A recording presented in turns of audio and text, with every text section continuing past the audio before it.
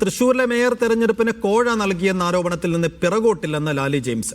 നടപടിക്രമങ്ങൾ പാലിക്കാതെയാണ് തന്നെ പുറത്താക്കിയതെന്നും DCC നേതൃത്വത്തിന് പക്വതയില്ലെന്നും ലാലി തുറന്നടിച്ചു. നേതൃത്വത്തിന്റെ നടപടി ഉചിതമെന്നാണ് മേയർ നിജി ജസ്റ്റിൻ പ്രതികരിച്ചത്. ലാലിയെ തള്ളി നേതൃത്വവും രംഗത്ത് വന്നു. ആരോപണങ്ങൾക്ക് പിന്നാലെ പാർട്ടിയിൽ നിന്ന് പുറത്താക്കിയെങ്കിലും നിലപാടിൽ വിട്ടുവീഴ്ചയില്ലെന്നാണ് ഇന്നും ലാലി പ്രതികരിച്ചത്.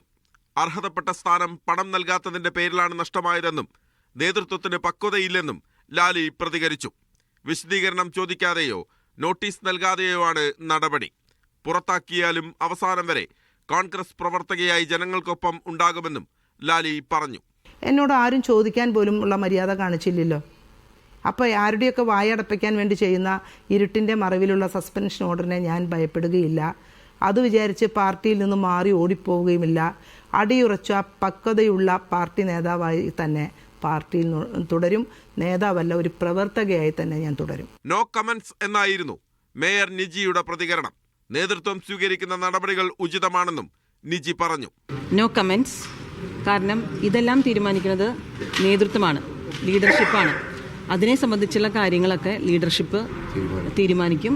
അതിൻ്റെ നടപടികൾ ഇപ്പോൾ തുടങ്ങി വെച്ചു.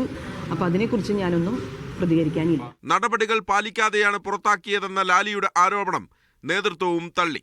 നോട്ടീസ് നൽകി നടപടിയെടുക്കേണ്ടതല്ല വിഷയമെന്നും പാർട്ടിക്കെതിരെ ഗുരുതര ആരോപണം ഉന്നയിച്ചതിനാലാണ് ഉടനടി നടപടിയുണ്ടായതെന്നും കൊടിക്കുന്നിൽ സുരേഷ് പറഞ്ഞു. ഷോക്കാസ് കൊടുത്ത് മറുപടി വാങ്ങിച്ചതിന് ശേഷം നടപടിയെടുക്കേണ്ട ഒരു കാര്യമല്ല അവരിൽ നിന്നുണ്ടായത്.